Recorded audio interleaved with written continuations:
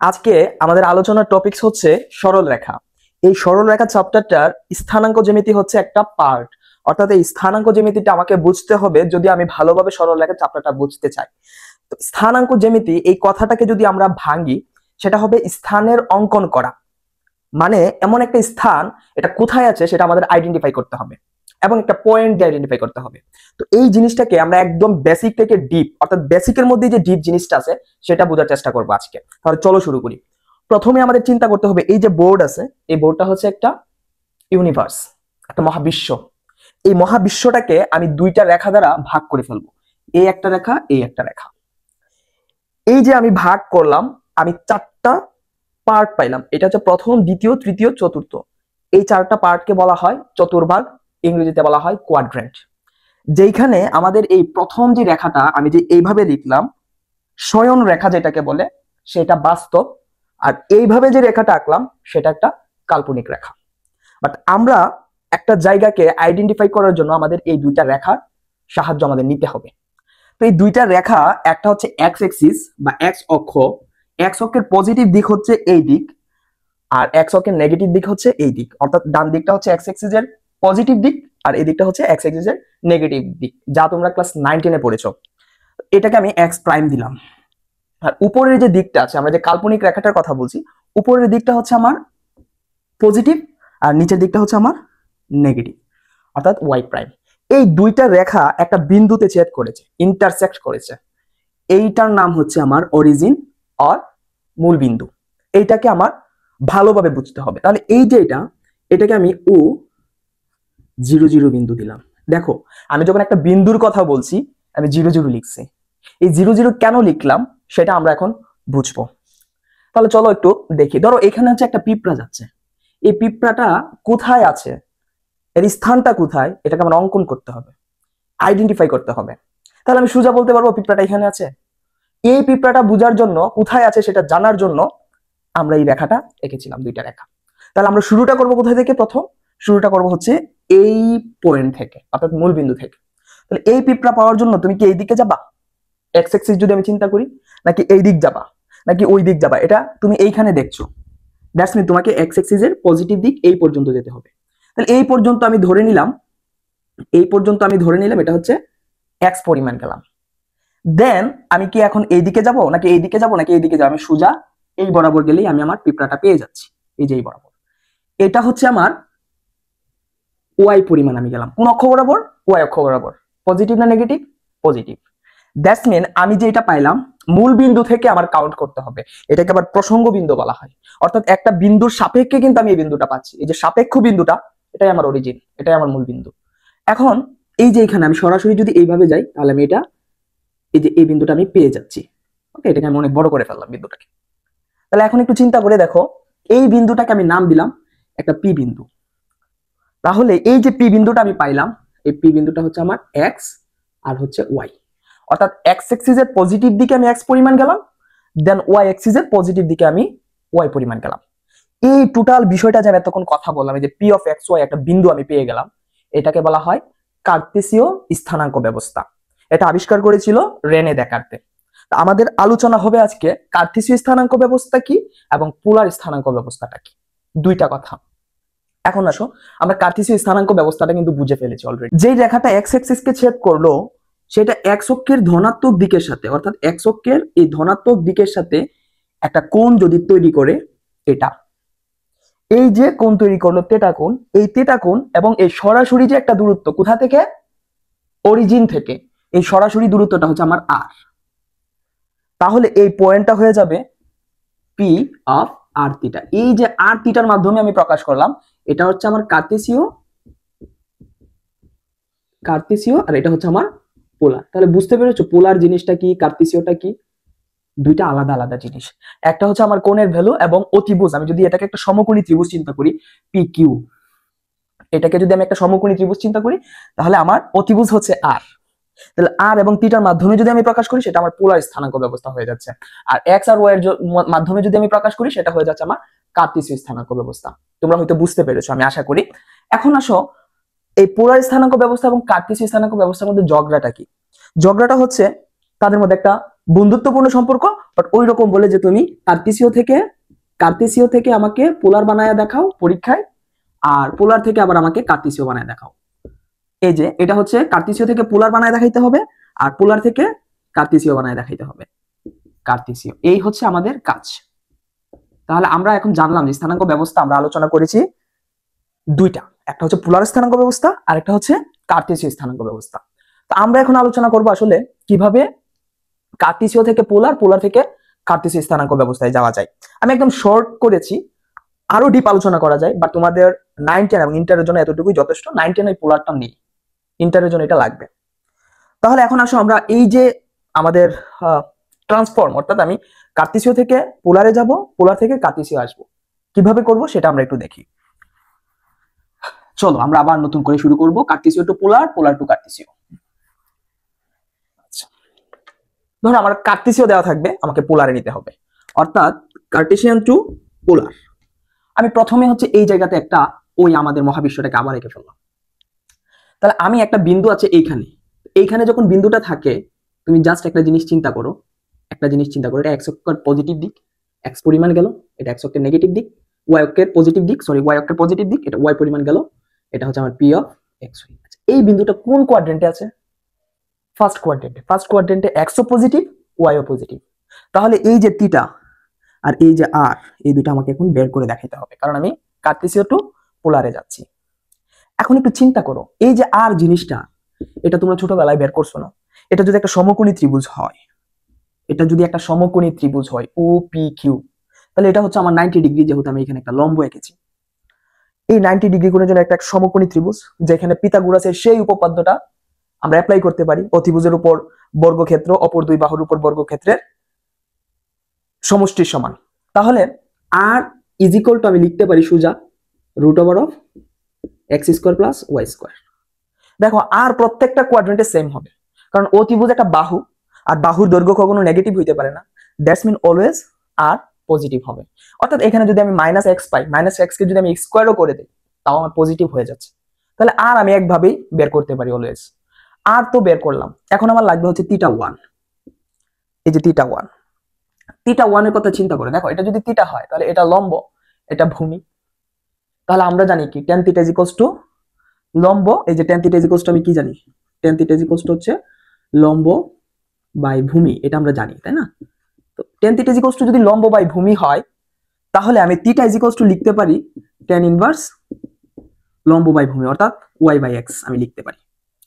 এই যে এটাকে আমি মডুলাস দিয়ে দিলাম, কারণ ফার্স্ট কোয়াড্রেন্টে, তো ফার্স্ট কোয়াড্রেন্টে তো দুইটাই পজিটিভ। তো আমি এটা যদি নিয়ে থাকি, তাহলে আমি থিটা ইজ ইকুয়াল টু, অর্থাৎ থিটা 1 যেহেতু ফার্স্ট কোয়াড্রেন্টে আছে, আমি লিখতে পারি tan inverse y by x modulus. এখন ভাইয়া এই যে থিটা 1 আছে আমার, আমি বলছিলাম x অক্ষের ধনাত্মক দিকের সাথে কোণ তৈরি করতে হবে। এখন চিন্তা করো, সেটা হচ্ছে সেকেন্ড কোয়াড্রেন্টে চলে গেল, অর্থাৎ এই যে কোয়াড্রেন্টে চলে গেল, এই কোয়াড্রেন্টে। তাহলে আমার এখন এই কোয়াড্রেন্টে কাউন্ট করতে হবে। এটা হচ্ছে আমার এই জায়গাটা হচ্ছে আমার মাইনাস এক্স, আর এটা হচ্ছে ওয়াই, দ্যাটস মিন এটা হচ্ছে মাইনাস এক্স অ্যান্ড ওয়াই, আমার এই বিন্দুটা। তাহলে আমার এখন কোনটা একটু চিন্তা করো, x অক্ষের ধনাত্মক দিকের সাথে যে কোণ, সেটা নিতে হবে। আমার কোণ কিন্তু এখন এইটা, এই যে এটা, চিন্তা করেছো? এই কোণটা নিয়ে কিন্তু কাজ করতে হবে আমার, কিন্তু এখন থিটা এইটা। এখন আমি এই জিনিসটাকে সাময়িকভাবে থিটা ধরে নিচ্ছি, জাস্ট থিটা ধরে নিচ্ছি। আর আমার সেকেন্ড কোয়াড্রেন্ট যেহেতু, সেটাকে আমি থিটা 2 ধরবো, থিটা 2। সেকেন্ড কোয়াড্রেন্টের জন্য আমি থিটা বের করছি। তাহলে তুমি দেখো, এই যে পুরা জায়গাটা আমি ঘুরলাম, এই যে এই পুরা জায়গাটা যদি আমি ঘুরি, এইখান থেকে এইখান পর্যন্ত ঘুরে আসি, অর্থাৎ আমি যদি ঘড়ির কাঁটার বিপরীত দিকে ঘুরি, তাহলে আমার টোটাল ঘুরলাম হচ্ছে পাই পরিমাণ, কারণ আমার x অক্ষের ধনাত্মক দিকের সাথে কোনটা নিতে হবে। ওকে, এখন চিন্তা করো তো, পাই পরিমাণ ঘোরার পর আমার যদি এই কোণটা পেতে হয়, তাহলে কি আমি এই জায়গাটুকু আমার বাদ দিতে হবে না? বাদ দিতে হবে, এটা এক কথা। আবার আমি যদি এইখান থেকে আরেকটু এদিকে ঘুরে যাই, মানে ঘড়ির কাঁটার দিকে ঘুরে যাই, তাহলে আমি এই কোণটা পেয়ে যাচ্ছি, এই যে এইটুকু পেয়ে যাচ্ছি, তাই না? তাহলে আমি পাই মাইনাস, এই যে আমি এই জায়গাটুকু বাদ দিয়ে দিব, অর্থাৎ tan ইনভার্স, এটা যদি মাইনাস এক্স হয়, এটা ওয়াই। আমি মাইনাস এক্স আর ওয়াই এর জন্য কিন্তু অলরেডি পাই মাইনাস করে ফেলছি, বুঝতে পেরেছো? এখন আর এই মডুলাসের জন্য আমার ওইটা লিখতে হবে না, ওয়াই বাই এক্স, অর্থাৎ মাইনাস থাকলেও প্লাস হয়ে যাবে, প্লাস থাকলেও প্লাস হয়ে যাবে, কারণ মডুলাস দেওয়া আছে, পরম মান নিতে হবে। এটা হচ্ছে থিটা 2। এখন আমার কাজ হবে কি, এখন কাজ হবে থার্ড কোয়াড্রেন্টে আমি কিভাবে বের করব? এই যে থার্ড কোয়াড্রেন্ট, আমার এক্স অক্ষের ধনাত্মক দিকের সাথে নিতে হবে। এই যে এই কোণটা আমাকে বের করতে হবে, এখন এই পুরা কোণটা বের করতে হবে। তাহলে এটা দেখো মাইনাস ওয়াই আর এটা মাইনাস এক্স, দ্যাটস মিন এটা হচ্ছে মাইনাস এক্স মাইনাস ওয়াই। ঠিক আছে, দেখো এটা একটু ভালোভাবে শিখো, এটা আরো 3টা জায়গায় পাবা, আরো 3টা চ্যাপ্টারের জন্য এই জায়গাটা কাজে লাগবে, ভালোভাবে একটু শিখে ফেলো। তাহলে এই যে মাইনাস এক্স আর হচ্ছে মাইনাস ওয়াই আমি পাইলাম, এটা দিয়ে আমি বুঝতে পেরেছি এটা আমার থার্ড কোয়াড্রেন্ট। এখন থার্ড কোয়াড্রেন্ট যদি হয়, এই যে এটার জন্য আর কত ছিল, সেম, এই যে এটা মাইনাস এক্স যদি স্কোয়ার করে দিই আর সবসময় সেম থাকবে, প্রত্যেকটা কোয়াড্রেন্টের জন্য সেম থাকবে, এখানেও আর সেম। এখন আমার জাস্ট টার্গেট হচ্ছে এই কোণটা বের করে দেখানো। এই কোণটা দেখো আমি এই থেকে এই পরিমাণ ঘুরলাম, কত পরিমাণ ঘুরলাম, θ3 হবে এই থেকে এই পরিমাণ ঘুরলাম, এই যে এইটুকু পরিমাণ, আমি পাই পরিমাণ ঘুরলাম, পাই। এখন দেখো আমি ঘড়ির কাঁটার বিপরীত দিকে আরো একটু যদি ঘুরি তাহলে কিন্তু আমি এই পুরা কোণটা পেয়ে যাচ্ছি। তাহলে আরেকটু ঘোরা মানে কি, এই কোণটা ঘোরা। তাহলে এই কোণের এটা যদি কোণ হয়, এটা হচ্ছে লম্ব আর এটা হচ্ছে ভূমি, তাহলে আমি এখন আবার প্লাস দিয়ে লিখতে পারি tan inverse y by x। এই জায়গাটুকু বুঝতে পেরেছো কিনা? এটা কিন্তু এই কোণটা, তাহলে আমার দুইটা কোণ যোগ করতে হয়েছে। ক্লিয়ার? আশা করি ক্লিয়ার। এখন দেখো এইটা তুমি বের করতে পারো। এখন পরীক্ষার হলে যখন অ্যান্সার করলা, এমসিকিউ করলা, দেখলা যে এই অ্যান্সারটা আসে না, আসতেছে অন্যরকম। এটার একটা কারণ আছে, ওই দেখাতে বলছিল যে তুমি যদি ওই দিকে মানে দেখাতে আর পোলারের মধ্যে যে সম্পর্কটা ছিল, ওই সম্পর্ক থেকে আসছিল যে হ্যাঁ এই কোণটা পাওয়ার জন্য, অর্থাৎ থার্ড কোয়াড্রেন্টে যে কোণটা পাবে সেই কোণটা পাওয়ার জন্য সর্বনিম্ন যে পথ, সর্বনিম্ন পথ অতিক্রম করতে হবে। তাহলে এই যে সর্বনিম্ন পথ সে অতিক্রম করেছে, তাহলে আমি এই দিক থেকে যদি আসি তাহলে কিন্তু আমি তাড়াতাড়ি কোণ পেয়ে যাচ্ছি, মানে ছোট কোণ যেটাকে বলা হয়। এখন এই যে আমি এই পুরা জায়গাটাকে একবার ঘুরলাম, কোন দিকে ঘুরলাম, এই পুরা জায়গাটাকে আমি আবার θ3 আবার বের করতেছি এই বরাবর, অর্থাৎ ঘড়ির কাঁটার দিকে। তাহলে এইখান থেকে যখন আমি এইখান পর্যন্ত গেলাম, আমি মাইনাস পাই পর্যন্ত গেলাম, মাইনাস পাই যাওয়ার পর আমার এই জায়গাটুকু বাদ দিয়ে দিতে হবে, তাহলে আমি এই কোণটা পাবো, এই যে এই কোণটা পাবো, নেগেটিভ দিকে যে কোণটা আমি নিতে চাচ্ছি, ঘড়ির কাঁটার দিকে যে কোণটা আমি নিতে চাচ্ছি। তাহলে এখন আমাকে এই জায়গাটুকু বাদ দিয়ে দিতে হবে, অর্থাৎ ঘড়ির কাঁটার দিকে ঘুরাইতে হবে, তার মানে সেটা হয়ে যাবে plus tan inverse y by x। আর ফোর্থ কোয়াড্রেন্টের জন্য আমি যদি বলি, ফোর্থ কোয়াড্রেন্টের জন্য হবে এই যে এটার জন্য হবে x অক্ষের পজিটিভ দিক, y অক্ষের নেগেটিভ দিক। ডিরেক্টলি আমার ছোট কোণ এই যে এই কোণটা, এই কোণটা কি হবে, θ4 minus tan inverse y by x। মুখস্থের বিষয় না, বুঝার বিষয়, আশা করি বুঝেছো।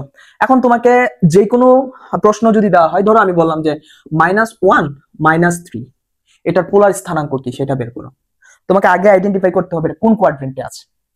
তাহলে -1 -3 x অক্ষের নেগেটিভ দিক, y অক্ষেরও নেগেটিভ দিক, মানে থার্ড কোয়াড্রেন্টে আছে। তাহলে থার্ড কোয়াড্রেন্টে হইলে এর আর কি হবে, আর হবে √ অফ এই যে -1 whole square plus -3 whole square. তাহলে কত আসতেছে, √ অফ 1 প্লাস 9 √ অফ 10। এই √ অফ 10 হচ্ছে আমার আর এর ভ্যালু।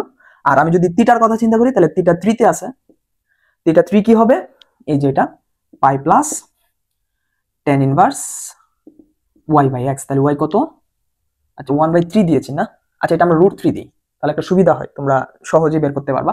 তাহলে √3 কে দিলে 3, এটা হচ্ছে আমার √3 স্কয়ার যদি আমি করি তাহলে এই √3 স্কয়ার করলে 3 হয়ে যাচ্ছে, এটা হয়ে যাবে আমার √ অফ 4 2। এখন দেখো tan ইনভার্স 1 বা tan ইনভার্স আমি বললাম tan inverse y by x, তাহলে y টা কত, এখানে y হচ্ছে -√3 আমি দিলাম -√3 ডিভাইডেড বাই -1, এটা অলরেডি কাটা যাবে আর মডুলাস যেহেতু আছে থাকবেই না।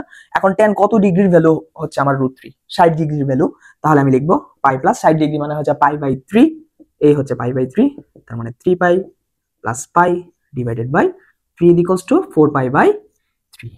তার মানে এই যে পয়েন্টটা, অর্থাৎ এটার জন্য p হবে, এটা তো c ছিল, কার্তেসিয়ানে ছিল, p হবে আলটিমেটলি আর কত পাইছি আমি 2, আর থিটা হবে 4π/3। এখন আমাকে কোশ্চেন করতে পারো তাহলে আমি এইদিকে কেন নিব না, তুমি যদি রিটেনে আসে তুমি এটা ভাবে দিয়ে আইসো, তোমাকে মার্ক কাটবে না। বাট এমসিকিউর জন্য আমি বলছি যদি কখনো দেখো যে অ্যান্সার মিলতেছে না, তখন আবার ওইভাবে করে দেখো, ঠিক আছে, অ্যান্সারটা পাবা ক খ গ ঘতে যে কোনো একটাতে পাবা।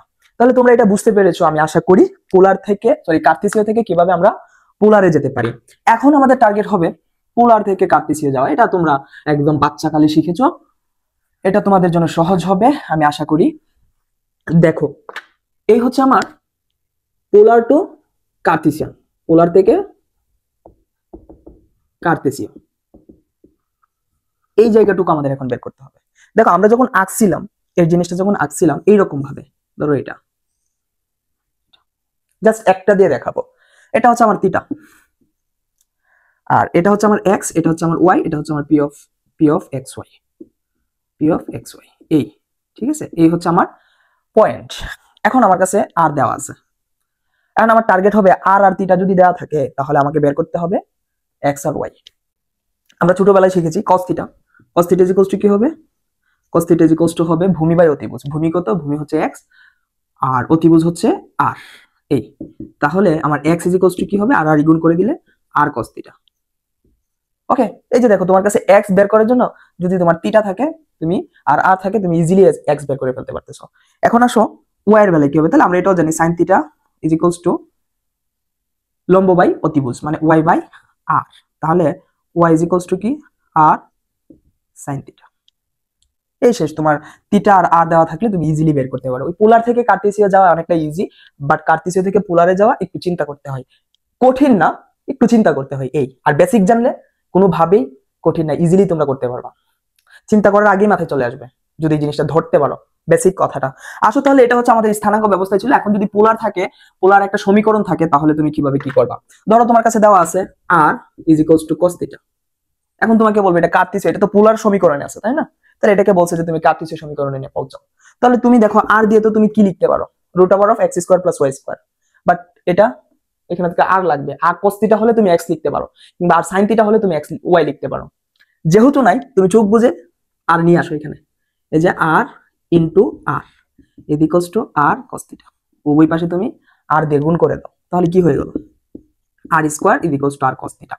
তাহলে আর স্কোয়ার সময় তুমি লিখতে পারতেছো কি x square plus y square equals to x, তার মানে এটা হচ্ছে x square plus y square minus x equals to 0। এই হচ্ছে তোমার সমীকরণ থেকে কিভাবে তুমি যাবা। একটু একটু কল্পনা করো, তোমাকে যে কোনো ভ্যালু দেওয়া থাকুক, তুমি দেখবা এখানে আর আছে কিনা, আর থাকলেই তুমি এখানে তোমার ইন্টেনশন থাকবে কিভাবে আর স্কোয়ার করে ফেলা যায়। যদি কোথাও cos থিটা থাকে তোমার টার্গেট থাকবে এখানে একটা আর আনা যায় কিনা। সমীকরণ যেহেতু বাম পক্ষ ডান পক্ষ থাকবে, তুমি চাইলেই কি করতে পারো, অ্যাড করতে পারো, গুণ করতে পারো, ভাগ করতে পারো, ঠিক আছে, দুইটা দুই দিক থেকে। এটা তোমরা 9, 10, ক্লাস 6, 7 থেকে শিখে আসছো। এই ছিল আমাদের আলোচনা স্থানাঙ্ক ব্যবস্থার, এইটুকুই ছিল আমাদের আজকের আলোচনা। আশা করি তোমরা বুঝতে পেরেছো।